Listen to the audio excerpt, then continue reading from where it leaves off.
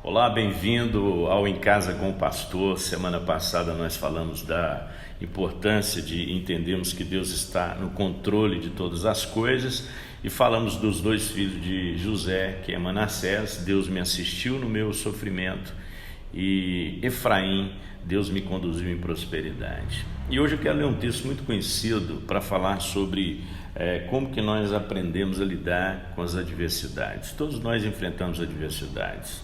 E o texto é Romanos capítulo 8, verso 28, e diz: sabemos que Deus age em todas as coisas para o bem daqueles que o amam, dos que foram chamados de acordo com o seu propósito. Uma das coisas que nós precisamos entender sobre a adversidade, primeiro, é que Deus tem um plano, em tudo que nos acontece. Muitas vezes nós esquecemos isso. Nós pensamos no nosso bem-estar, nós pensamos no se sentir bem, e Deus pensa muito mais alto, Os pensamentos de Deus são muito mais altos. Então, para entendermos esse tempo da adversidade, nós precisamos compreender duas coisas que são importantíssimas. A primeira é saber que Deus faz com que todas as coisas cooperem para o nosso bem. Às vezes é difícil entender, como algumas coisas desagradáveis, coisas que nem entendemos, como que elas poderão cooperar para o nosso bem? É porque Deus é que vai conduzindo tudo, vai desenhando a nossa história, e Deus conhece todas as coisas, então só Ele tem o poder de fazer com que essas coisas cooperem.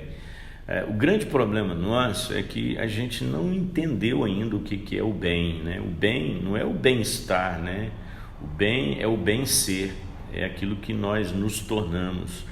É por isso que Deus faz com que todas as coisas cooperem para o nosso bem. Aquelas coisas que nós achamos injustas, Aquelas coisas que nós não entendemos, das quais nos sentimos vítimas, Ele pega tudo isso e conduz isso de uma maneira que cooperem para o nosso bem. Ele não está falando de coisas isoladas, de acontecimentos isolados, de situações desagradáveis. Ele está falando do todo, Você tem que olhar a vida a partir do todo e não da parte, Então Deus vai desenhando, é como juntar um quebra-cabeça, Se você pegar um quebra-cabeça faltando peças, você não vai entender o quebra-cabeça, mas depois que você consegue juntar todas elas e ligá-las, uma a outra, e você começa a ver o desenho que está ali, a imagem que está ali. Então muitas vezes nós queremos entender o todo a partir de uma parte, de uma partículazinha, e aí,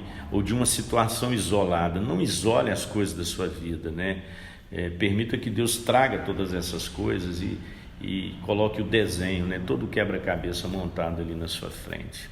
Então a primeira coisa, quando nós falamos que Deus está no controle, ou quando nós podemos aprender com a nossa adversidade, é que tudo coopera para o nosso bem. E segundo, que Ele conduz todas as coisas para um propósito, Então, às vezes nós perdemos essa consciência de que há um propósito de Deus por trás de todas as coisas, Então, Deus não faz nada sem propósito. Tudo que Ele permite na nossa vida, Ele está produzindo algo maior. Então, se você prestar atenção no texto, ele diz: cooperam para o bem daqueles que o amam, dos que foram chamados de acordo com o seu propósito. Então, o bem está relacionado com o propósito. Então, Deus estabeleceu um propósito, Ele tem uma vontade, e as coisas vão contribuir para que esse propósito se estabeleça, se realize. Então, muitas vezes, o seu propósito de vida não está funcionando. Por quê? Porque não é o propósito de Deus. Muitas vezes os seus planos não estão dando certo porque não são os planos de Deus. Então Deus não está aí para abençoar os seus planos. Deus está aí para conduzir você para a realização dos planos dele. Então eu tenho que me deixar moldar, eu tenho que me deixar conduzir pela vontade de Deus. Então é muito comum eu estabelecer algumas vontades, alguns projetos, e levar isso para Deus, para que Deus abençoe, e não está dando certo. Então é melhor você pedir que Deus te leve a fazer as coisas que Ele já abençoou, Ao invés de você orar: Deus abençoa o que eu estou fazendo, diga: Deus me leve a fazer o que o Senhor já abençoou, aquilo que o Senhor já projetou para a minha vida. Então talvez a sua vida não esteja dando certo porque você está fora do propósito. Pergunte para Deus qual é o propósito dele para você, para o seu namoro, seu casamento, seu trabalho, sua vida.